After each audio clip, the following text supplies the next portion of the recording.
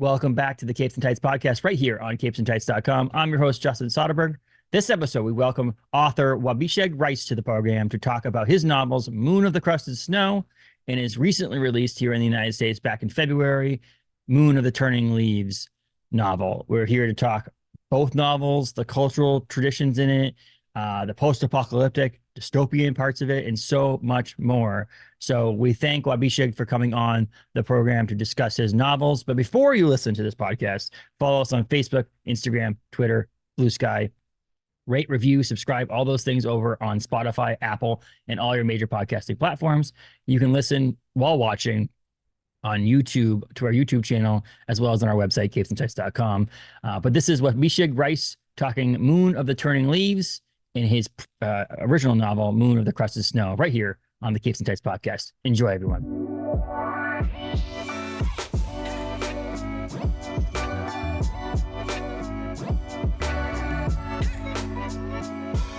Welcome to the podcast. How are you today? I'm doing great, thanks. How about you? I'm doing wonderful. The world might end today, though, right? It's actually fitting for us to be recording this today, right? Yeah, no kidding. Like by the afternoon, it could all go, yeah, I'll blow up. Who knows, right? I know it's so funny how people. I'm here in Maine, so we're right on. We're actually in the path of totality. So we actually have spots in Maine, up by Sugarloaf Mountain ski resort that is going to be full darkness during this eclipse that's happening. And I think it's like 98% here at my house. So I'll get to see a little bit of it and so on and so forth. But it's just so funny. I mean, eclipses happen all the time. I know. Like and people are like, it depends on where you are in the world. And people in this area are like, oh, the world might end. I'm like, it hasn't ended every other time. I know. But hey. Well, it's so interesting, like maybe it's because of the population density of this path of totality, or just we're all so hyper aware and online these days. But yeah, it seems like this is the biggest one ever, so it's wild. And it's funny, you see in your own little area that I'm like, it's just Maine. But then I saw like on Facebook, I saw this like graphic of where the states will see what you will see. And your area, you're getting what, partial, I'm guessing? We're right here, we're getting 90% roughly. Okay. So yeah, not total, but big enough that it's a big deal and classes are canceled and all kinds of stuff's going on, right? So but like we're in a rural area in Maine that people are like there's like DOT, Department of Transportation, like warnings, like don't look at it while you're driving. And there's just like people like going into areas, don't drive on roads that are not, you don't know where they go because it might be, you might get it stuck there or whatever. And it's just like, the people are like, yeah, it's a whole thing. But luckily my wife and I were just like, we've got a 3-week-old, like I mentioned before we started recording. And we're like, we're not going to go anywhere or do anything. We're just going to step out our front lawn and take a peek at it and then go back inside. I said, my office has no windows, the studio area. And I said, if she wasn't home on maternity leave, there's a good chance that like 15, 20 minutes after it was all over, I'd be like, oh crap, I forgot. And I'd be stuck inside and be like, oh, I missed it. Can't see outside, but it's fun. And we're here to talk books, novels with you. And so let's jump in a little bit with, how did you as a writer become a writer? Have you always been into writing or reading since a young age, or is this something that came on later on in life? Yeah, I think the seed had been planted pretty early on, I always was keen on reading, maybe not so much into writing, just because I probably didn't connect the dots when I was much younger. But I think as the years went on, and by the time I got into high school, just doing creative writing assignments and I think really engaging with literature, I think at that level, really inspired me to try writing on my own, more or less as a hobby. And I really enjoyed the creative writing assignments in English class in high school. But it wasn't until I read books by Indigenous authors when I was like maybe 16, 17, that I really wanted to be a writer on my own. Just, the effective representation, the authentic lived experience that I saw for the first time in literature, just really encouraged me to try it on my own. So it still remained a hobby for, a while after that. But I think that's where the dream started forming of becoming a published writer for sure. I love that too. And I'm a straight white male who grew up very privileged in not knowing a lot outside of this Maine community I live in, like a state of Maine, where it's very bland in cultural representation. And I wasn't until I started actually read Stephen Graham Jones books, Oh, cool. where you know Stephen has this ability to also to do the indigenous, you know, Anglo and things, Yeah. and speak from what he knows. And until I was like, wait, there's more out there. You know what I mean? Yeah. Like in novels, like I see a lot of, I mean, I read a lot of Stephen King because he's like my neighbor. Yeah. And Nice. so a lot of his is based around Maine and what he sees and what goes on here. And obviously we have a bunch of indigenous cultures here as well. It's not like I'm Yeah. saying that we don't, but because we do have, you know, neighbors of this. But I was just saying, like, it wasn't until I saw like this angle, you know, in Yeah. Stephen's writing, and then I read in your book. But you know, you've written 12 books. Is that correct? According to Goodreads, you have written 12 books. Is there more than that, or is there? I've been in 12. I've written four on Okay. my own. So Okay. yeah, like short stories, Yes, anthologies, et yes, cetera, the yes. rest, right? Yeah. You've been Mhm. published in novels at least 12 times, Mhm. you know, or more. But it wasn't until my wife's big into post-apocalyptic books, Oh, cool. and she was more of a big novel reader before I was. When I met her, she was reading a novel a day. It was crazy. Um, Wow. and yeah, it was insane. I'm like, how do you do that? But now I know because I read a lot more and a lot faster than I used to. But I was looking for new books to get her as a gift and so on and so forth. And I kind of like Googled, you know, top popular post-apocalyptic books, and Moon of the Crusted Snow came up. Oh, right on. And so I Cool. was like, oh, I got to get this for her, and so on. And then I was like, well, then I got to read it. And I fell in love with it. And that's this big thing about it is it stands out in the sense that it's coming from your point of view, in a sense that it has your culture in it, which is awesome. Mhm. And I've read so many other post-apocalyptic books. I'm a huge Walking Dead fan, so I Cool. read the Walking Dead comics and things like that. And so, but this gave me a different perspective, and I loved that about it. And so when this came out, and it was funny, I'm used to wanting to be ahead of the game on things. I mean, before we started talking here, the publisher sent me a widget for good NetGalley to read Moon of the Turning Leaves ahead of time, or ahead of time in the United States, because obviously this came out in the fall in Canada. But Mm. I want to be ahead of the game. I want things before they come out. And I was so far behind the game on Moon of the Crusted Snow, but also so happy because it didn't have to wait long for the sequel. If that makes any sense. Like, it's good to be ahead of the Nice. game on things, but Yeah. also like, oh, I don't have to wait that long to read the Yeah. follow-up, which was Nice. awesome. But where did the idea? I mean, obviously you mentioned writing based on what you know, basically. Mm. But where did the idea behind making it like a post-apocalyptic, or what this book really is? With we'll start with Moon of the Crusted Snow. But Yeah. where did that idea come from? Like, how did were you into post up like this style of book, or is it just that you felt like it needed to be told? I think I'd always really enjoyed post-apocalyptic or dystopian Mm-hmm. literature, from what I'd read in English class in high school, you know, like the so-called classics like 1984, Brave New World, Fahrenheit 451, The Chrysalids, etc., right? So Yeah. I always appreciated how those books looked at a potential future, based on our actions of today and potential outcomes and so on.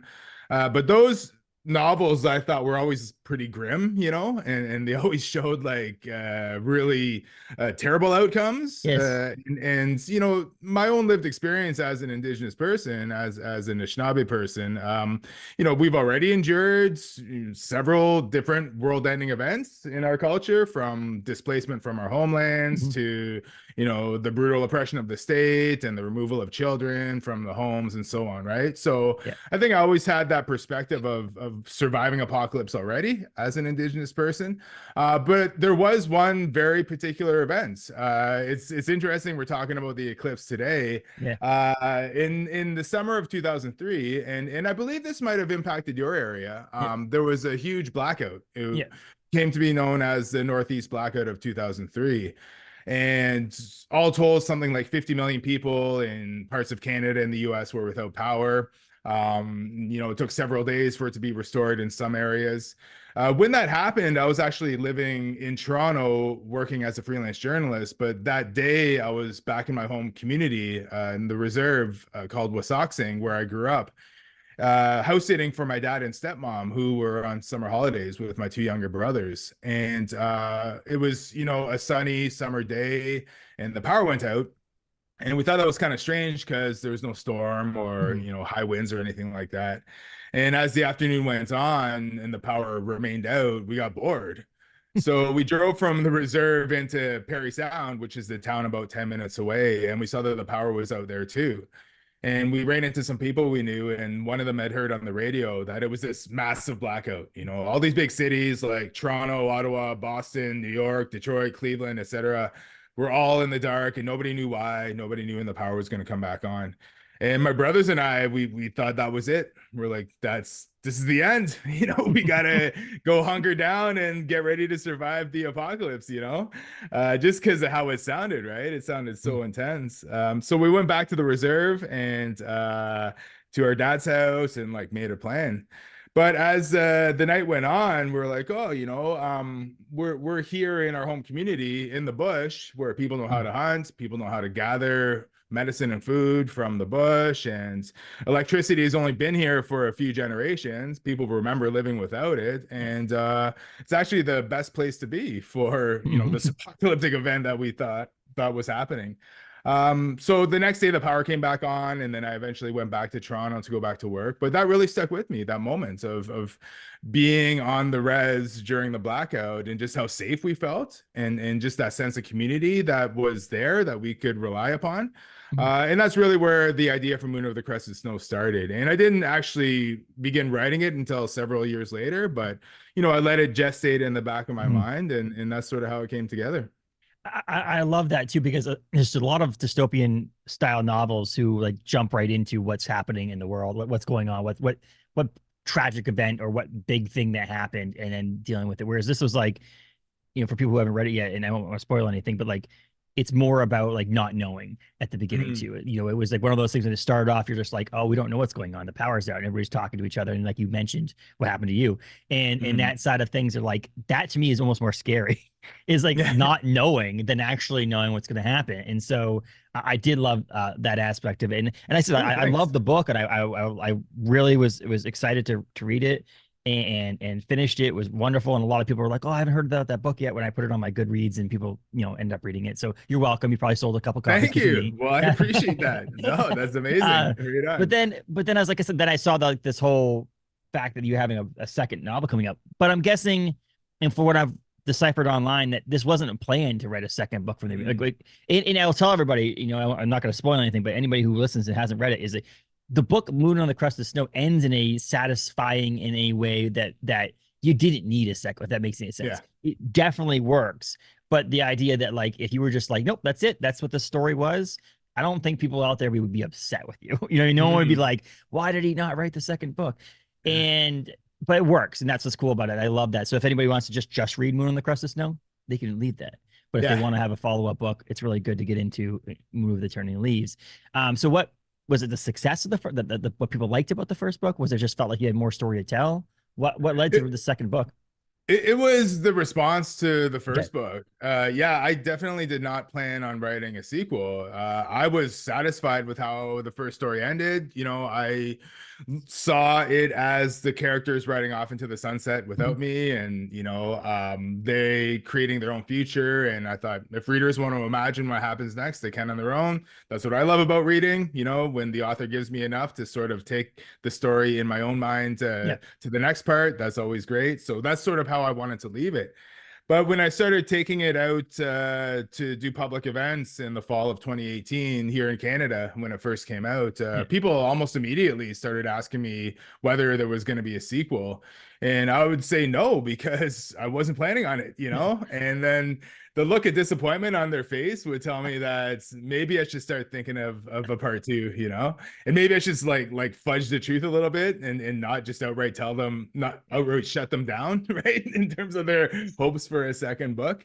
So that's where it started. Yeah, it was people saying they wanted a part two, and it took me, probably about a year to start really putting an idea together about what the next steps would be for the characters and the world and so on. But I give full credit to the enthusiasm of readers who really enjoyed the first book, and encouraged me to write a second one. And it's really an amazing gift. It's just such a blessing that I received from readers to do that, to take those Yeah. steps.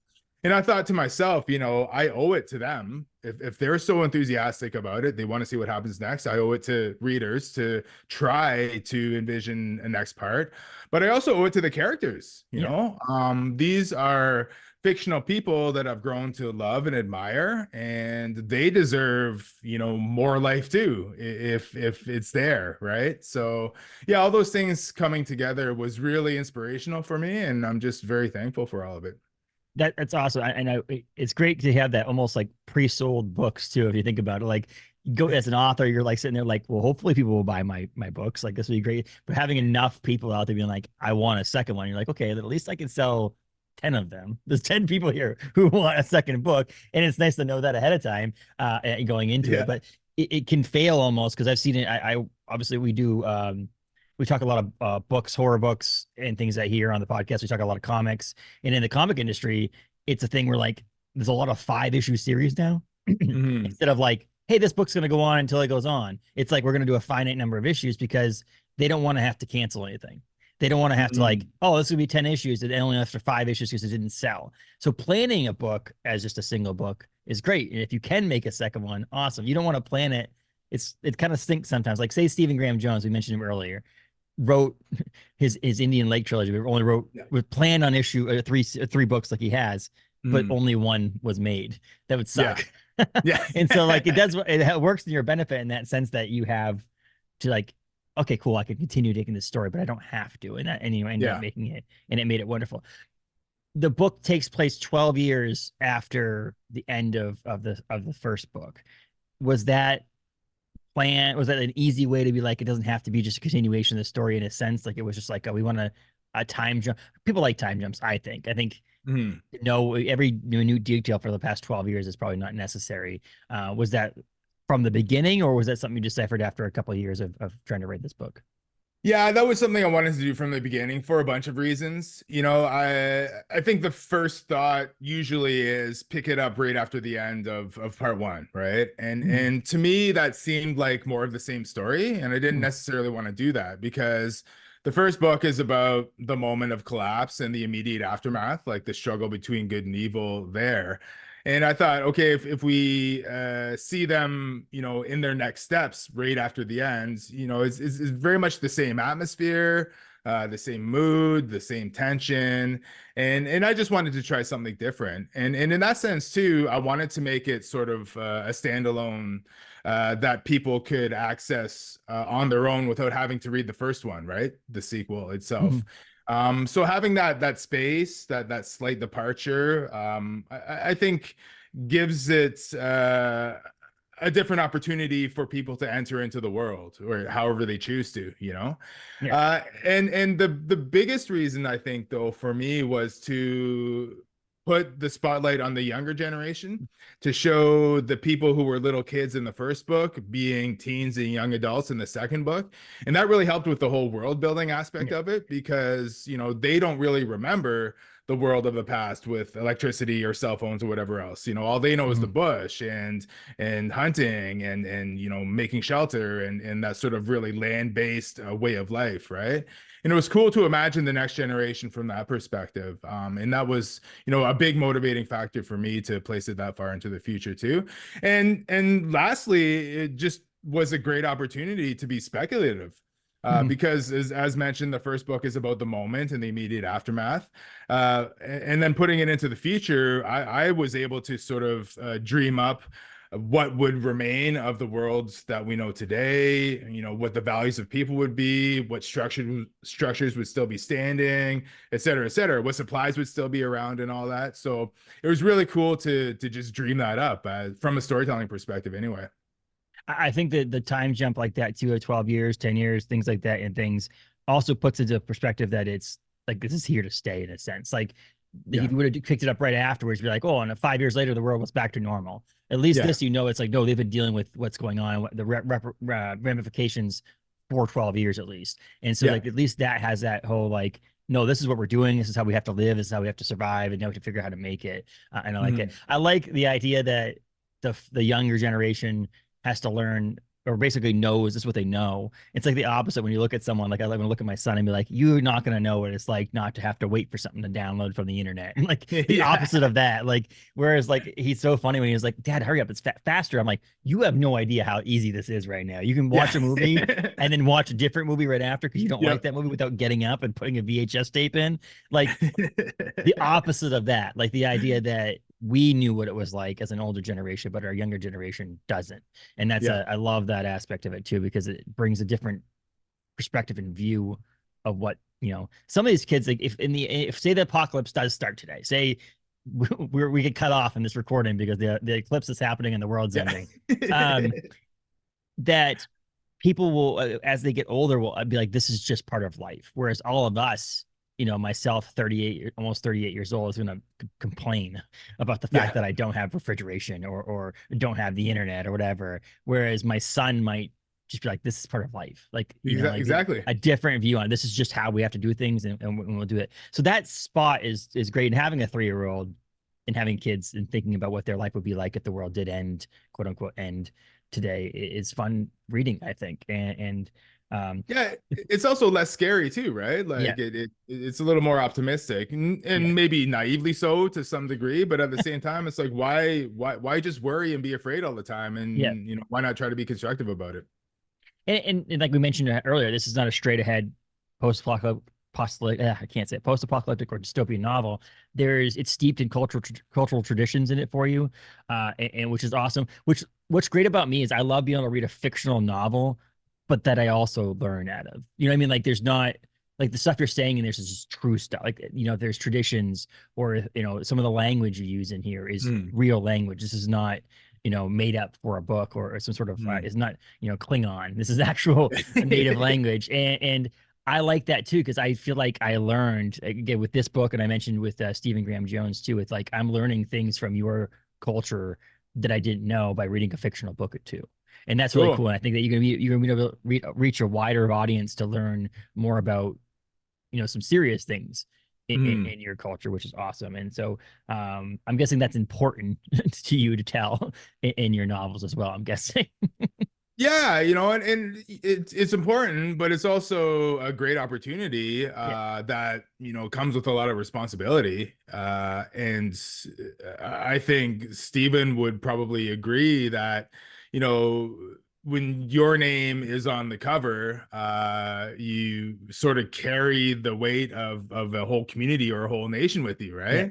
right? So it's really important to, I think, consult with people ahead of time to uh I think humble yourself and be as transparent as possible in your approach and what you represent too. So I always say, like, I grew up in an Anishinaabe community. That's what I know, but my Anishinaabe experience is not the same as somebody else's Yeah. from a community maybe a few hundred kilometers away or something like that, right? But to put culture in on a platform in a literary work is I'm really appreciative of for that opportunity, because I was able to stay true to what I knew about who we are as an Anishinaabe people, and most importantly, because I'm looking at the future, I want to show how the culture, the language, those ways of life still thrive after yet another apocalypse endured by our people, right? Yes, exactly. So yeah, it's exciting, and it's again part of that speculative nature of storytelling and the opportunity to sort of provide a different perspective on that.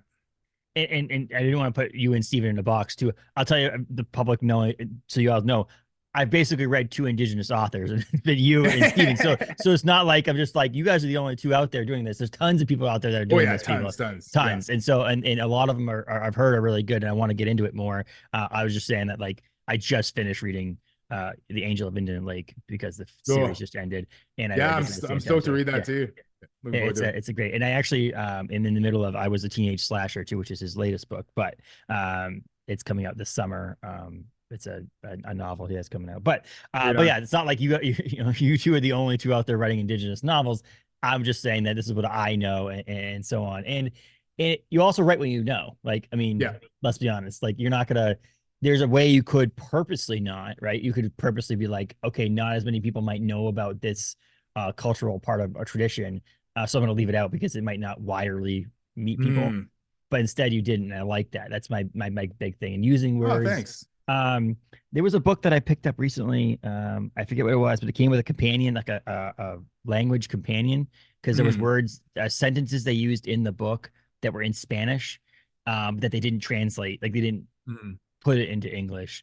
But they put a little book that came with it saying page 12, paragraph 2, whatever. This is what the translation would be, so that you could potentially read it straight through, you know, and have those Spanish words in there. But then if you needed to or wanted to know what the actual translation was, they let the book with it, which I thought was pretty cool, Hmm. because it allows the author to be more genuine on how they're writing, but also Hmm. allows myself, who doesn't know a lot of other foreign languages, an ability to actually grasp what's being said and being For done, sure. which is really cool. But I think a lot of, if you go online and read a lot of your reviews, a lot of your reviews are very happy about the fact that you used, you know, traditional words and things Hmm. like that in your things, not being part of your culture, if that makes any sense, which is cool. Yeah, yeah. Well, that was an interesting choice and discussion editorially with Moon of the Crusted Snow. When I handed over a first draft to my editor of that book, her name's Susan Renouf at ECW Press. Yeah, All the dialogue that had Anishinaabe or the Ojibwe language, yeah, always had an English translation spoken by the character right after, right? And when Susan read that, she said, you know, that doesn't make any sense because if somebody is speaking the language to someone who understands it, they wouldn't repeat the same thing in English right after, right? It's totally redundant. So she said, you know, find ways to translate it otherwise, you know, through context yeah, of the scene, through action, through English dialogue of the other person in conversation with that character, and so on. And that was really empowering to have, you know, a white woman in her 60s from the big city of Toronto tell me to be proud of the language and let it stand on its own, right? So I wanted to take that similar approach into Moon of the Turning Leaves too. And in my editor, Rick Meyer of that book, he felt the same way. So it's like it's tricky, you know, to try to translate it through these different literary devices, but you know, by and large, I think it works. I know like some people would love a glossary or some sort of compendium, but I always remind them, you know, like it is possible to figure out what's going on if you yes, read closely and follow along. And also didn't want people like to be reading the book and then flipping back and forth, you know, just I didn't want to upset the flow of the actual pace of the story, right? yeah, But what I did do, people wouldn't know how to pronounce some of those words if they're yeah. unfamiliar with the language. So I put a video on YouTube of how to pronounce like the various vowel sounds and all that. So if people want to search that, it's just a Anishinaabe pronunciation guide to Moon of the Turning Leaves. You can find it on YouTube. Which is funny because there's a lot of things like when I do it anyway. Obviously, you have a unique name. You're the first person with your name on a podcast ever. Like I've had Johns and Jakes and all that stuff on the podcast, but you know, and so you have to, like, the benefit we have that these characters in this book don't have is the internet. And Yeah. the idea that I can actually just Google how to say something and there's a pronunciation of something or an interview you've been in before, or, you know, so on and so forth. And that can get, and I do that with a ton of people. Like there's people where I'm like, Mm. I don't really know how to say that name. So I'm going to go online and try to figure out how to say Yeah. that name before. And that's just something that everybody should do. But Yeah. it's really cool. So like I would Google it, but if it's a video that you made, that would probably come up that says that this is how Mm. you say these words. And I will say this book that I'm mentioning, I can't remember the name of that book. The Devil That Takes You Home. Gabriel, I forget, but sorry for the author of that book. It's The Devil That Takes You Home, I think, what it was. But now I'm like, what do I do with this little compendium book too? Like I have a Yeah. shelf of books, and now I'm like, it was in. I had ended up buying it off at a yard sale, and in the book, it was like in the cover of the book, but it was stretching the hardcover book out and like ruining the binding. And so I had to Oh take it out. yeah. So now it's like on the shelf, and there's this little like paperback book next to it, and I'm like, it kind of annoys me. So in the same sense that it is awesome, it also, as a person who's more of a perfectionist on my bookshelf, I'm like, what's this little piece of paper sitting here? So a digital version of it, like a YouTube Oh yeah. video, is great too. It's awesome. So the question really becomes now is, when is Moon of the Budding Leaves? No, I'm just kidding. When does the next one come out? No, so you have this book. It came out in October. What's it like also being a Canadian author, that a book comes out in the fall and some people get to read it, and then in the, you know, winter in the United States where the rest of us in the United States get to read it. What's that? Is it like? Is it nice to have like a two big pushes on the book? Is that what's nice about it? Yeah, I like it. You know, the original plan was to have both come out at the same time. But HarperCollins, they were a little behind because they had work stoppage. They had a strike. I don't know if that was the main reason why Main there was a reason, but yeah. delay. But it worked out better in my opinion because I was so busy up here in Canada in the fall doing like the whole promotional circuit, going on the road and all that. And now that it's come out in the States just this past February, you know, I'm relatively unknown in the States, right? Mhm. So that's kind of comforting too, because there hasn't been that huge sort of media push and all that like up here in Canada. So it's like a lot more relaxed, and it's interesting to see what the pickup is, you know. And really, you know, engaging with you know, the podcast community, the sci-fi fantasy community, and so on has been super awesome. And I, you know, see those areas of literature being a lot stronger in the States. So to be like part of those conversations is a huge honor, man. It's really cool because it's a different sort of approach to, I think, media coverage than up here in Canada. So Mhm. it feels like a whole other realm, to be honest, but an exciting one too. It's funny too because like you see a mixture if you like go to something like Goodreads or something like that online with some of these review websites.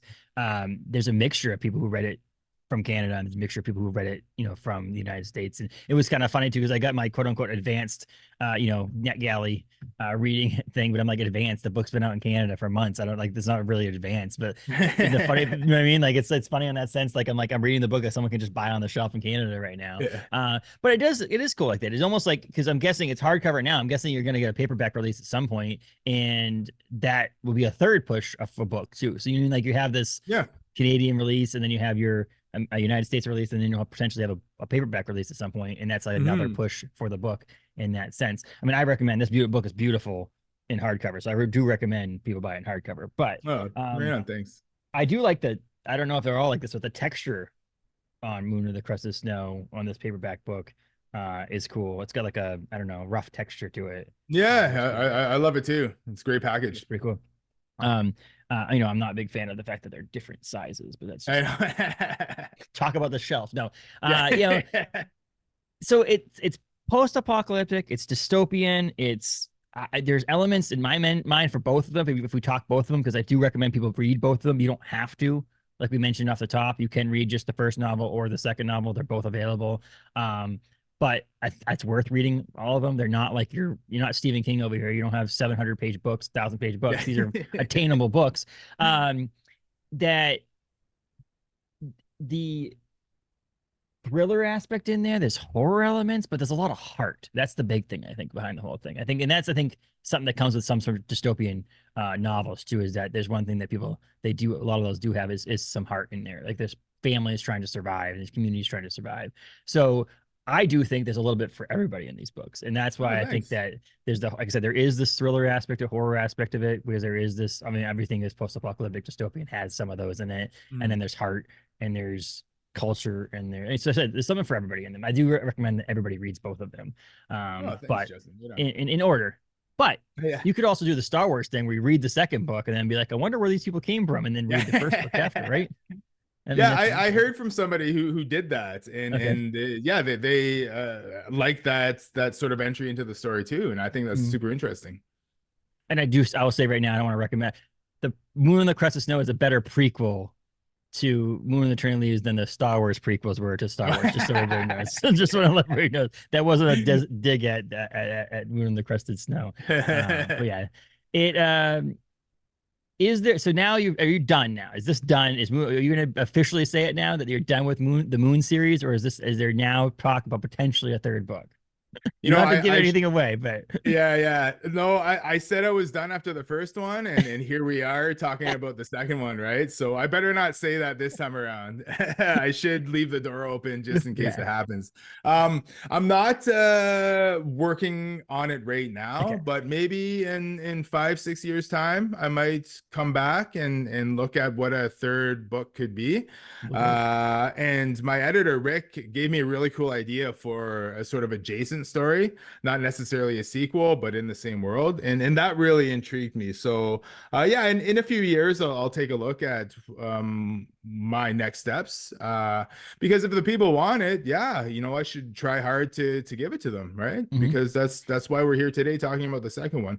But for the Exactly. time being, I do need to take a bit of a step away from this Yeah. world because it's been almost 10 years that I've been in this sort of post-apocalyptic, post-blackout world in my mind, Yes. creatively. So I'd like to write something a little more lighthearted and maybe a little comedic before I get back into it. Yeah, that's what my wife does every once in a while. She's like reads back to back thrillers or something like that, and she's just like, I need something where like I'm safe in my home. I need like a rom com, like something to like just cleanse the I'm like, no, give me the next horror book. Give me something gritty. Yeah. Give me something like I have to stay up at night. No, I can see that. I completely see that, and I think people are into the world building ideas. Like there's definitely with Marvel Cinematic Universe and DC and these different things, people do like this world building. So like if you were to make something that's adjacent to it but in the same world, I think people would be happy. That would make those people clamoring for a third book excited and happy. So I mean, if you end up going Yeah. that route, that does make sense. And that helped write the second one Yeah. because all the backstory was there, all the world was set up, and I didn't have to do that additional lifting because there was a foundation already there. And I was like, yeah, of course I should explore this because I've done a lot of the work already. Yes, exactly. So, Mhm. I mean, I think they're great. I think they're awesome. I think I'm excited. I'm now a fan of yours. Now, anything you do or write, I will be picking up and reading, which is exciting in that sense. And I think a lot of people who read these books will be. I think there's this, I'll tell you right now, your ratings are not the truth behind the book, meaning that like don't all people shouldn't always rely on what your Goodreads or your Amazon review ratings are or whatever like that. But this second book's getting some hype. I'll tell you that much. Yeah, It's thanks, man. surprising, honestly, because I like the first book so much, Moon of the Crusted Snow, that I'm surprising that your second book actually has a higher rating right now on Yeah, Amazon. So I know. Yeah. it's pretty funny. But we I loved it. I'm excited. And so I had my local bookstore carried it. I don't think they actually carried were like planning on carrying it. I don't know if it was there's so many books out there. I think it just slipped Yeah. through the cracks. But when I was like, "Can you bring this book in?" and they brought some extra copies in, so I was actually excited Oh, about that's that here awesome. here in Maine. Thanks We're a a lot for that. small community, so I'm excited for that. But you can there's an audio book too. Am I right Yeah. about that, or is it? Yeah. Yeah. Audible. Um, Yeah. yeah, so there's an audiobook on that. And if people only, I don't know if it's available, where it's available, but Libro FM is a great spot for people to do it because you Yeah. can support local bookstores in that sense. And I Hmm. believe both these books are available on bookshop.org too. So check Hmm. those out on there because you can support your local bookstores. But I will always say that in the end, the authors are the most important thing. So buy it wherever you can get it new. Like if people want to buy it on Amazon, buy it on Amazon because at least that shows that HarperCollins and Canadian publisher that you are worth investing into. So just buy the book. Don't or rent it or get it from your library, but don't Yeah. not buy it because you don't want to support a big conglomerate. Just in the end, you do get money for, and the book publisher does get a sold book. So, buy it wherever. But if you can support your local For bookstore on sure. that Yeah. sense Totally too. agree with you. Yeah. Um, but so, as we, I don't want to go too long here where we got things to do and people to see and things like that. But I hate this. I don't know what this new Zoom thing is. I know that I see that I happens did with it. mine too. The earlier I did the like a different podcast. I did the like a thumbs up, and it showed a big thumbs up here. And I got to turn that off. That was like celebration here. I'm glad. My thought was like, can you imagine if that happened when we were talking about like someone passing? Yeah. Like you're talking about someone dying, and also these balloons came up behind me. Yeah. You're like, what is going on? So are you working? Are you writing right now currently? Like on an actual like something else, the next project you mentioned something potentially comedy or something like that. Is that what you're working on now, or is it? Yeah, I'm getting that started. The very, very basic, Yeah. straightforward sort of comedic story about a day in the life of a reserve on the day of a big bingo jackpot, couple weeks out from Christmas. I just want to get that out there to see how Yeah. I do it or to see what kind of audience it gets. But there have been a couple of I guess horror opportunities I've had. Kagadon's Press, which is this Indigenous press up here in Canada, they have a horror anthology coming out. So I just submitted a short story to that. Oh, cool. And most recently, there's the Never Whistle at Night anthology of dark Indigenous literature came out last fall too, and I have a short story in that. That's So awesome. yeah, I have had some horror opportunities, which have been awesome. Because I want to hone those skills a little bit, and yeah, so that's it. And just trying to keep it as like versatile as possible. Mhm. Stretch out whatever storytelling resources I have, and I think try to tap into different communities. It's been a huge privilege for me to have these opportunities so far, and I just want to try to keep that momentum going. That's awesome. And so you're gonna write books for a living for a while now, right? That's what your plan is, to write stories, write things. Yeah, for a little while, I'll ride the wave as long as it carries me, right? So we'll see how it Exactly. goes. But it's like I said, there's other important things. And you got kids, you got family, all that stuff Yeah. too. So obviously, they come first anyway. But yeah, so Mhm. we're all excited. I think there's a lot of people who are on board for anything you want to do next in the future. So keep up the good work. So Moon of the Crusted Snow. Available now as well. That came out a number of years ago, and then you have Moon of the Turning Leaves, which is the sequel, which is available now as well. It came out in February in the United States and in October of last year in Canada. So it's available now, and you should buy it. Everybody should buy it wherever it's sold, however you want to read it, listen to it, whatever. I think so. I'm guessing you agree.